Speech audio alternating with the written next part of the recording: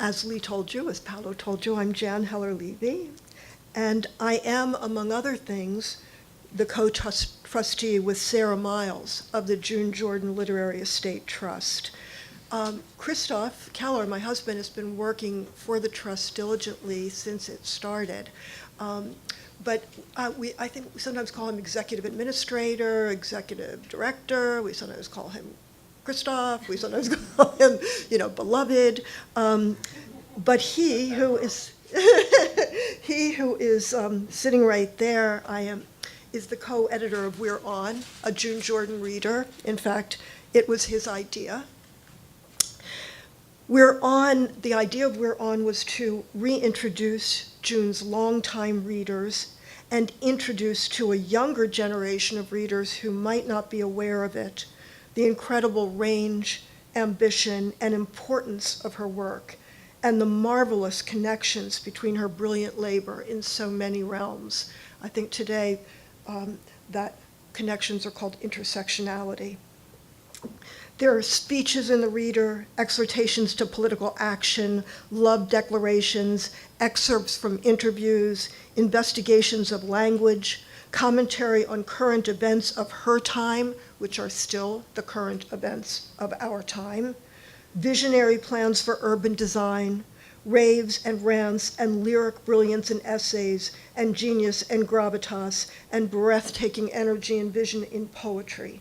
There are lyrics from her collaborations with Peter Sellers, John Adams, Berenice Reagan, and Adrian Torf, and an unforgettable correspondence, and previously unpublished, in poetry form between June and Adrian Rich.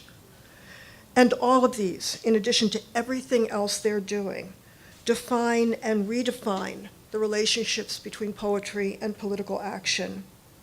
And very important to all of us who knew her, the connections June made among poetry, political action, and teaching.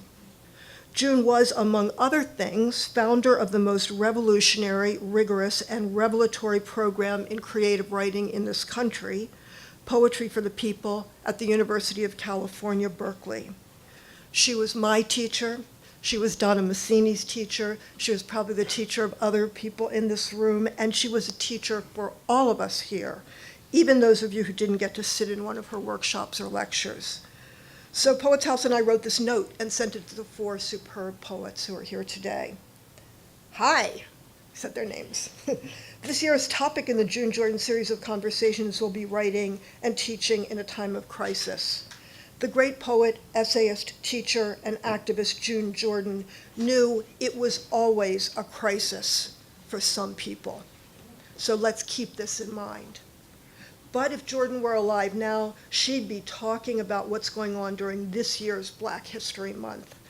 To continue her legacy of speaking truth to power through poetry, essays, and through her work with students, we hope that each of you will be able to speak about your own ideas and experiences in this time of crisis.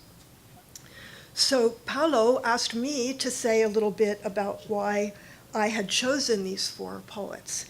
And I think after hearing them, you will very well understand why. I just want to turn your attention. There are biographies of the poets, and I hope everybody has this. Mine's all scribbled over, but it doesn't actually look like this. Do you all have it?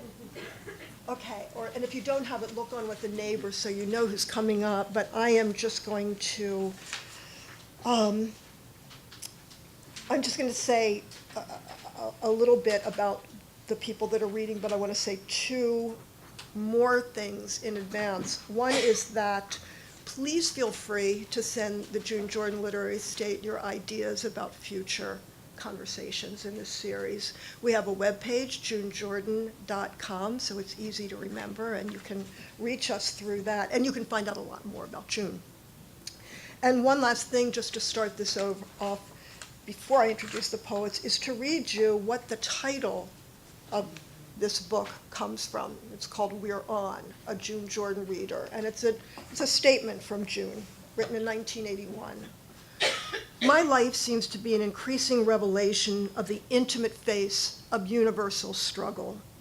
You begin with your family and the kids on the block, And next you open your eyes to what you call your people, and that leads you into land reform, into Black English, into Angola, leads you back to your own bed where you lie by yourself, wondering if you deserve to be peaceful or trusted or desired or left to the freedom of your own unfaltering heart. And the scale shrinks to the size of a skull, your own interior cage. And then, if you're lucky, and I have been lucky, everything comes back to you. And then you know why one of the freedom fighters in the 60s, a young Black woman interviewed shortly after she was beaten up for riding near the front of an interstate bus, you know why she said, "We are all so very happy." It's because it's on. All of us and me by myself, we're on. So I just want to look at, Joshua Bennett is going to come up first, but look at your program, and I'm just going to say one other thing about Joshua to add to why we brought him here. He's got this gorgeous, he's a poet, he's a scholar, he is a mover and a shaker. He's got this fantastic book called The Sobbing School of Poems, and he also has founded and is director of the June Jordan Fellowship at the, wait, I'm going to get this right, the June Jordan Fellowship at the Center for Justice at Columbia University. I hope you'll talk a little bit about this. Okay, Joshua Bennett.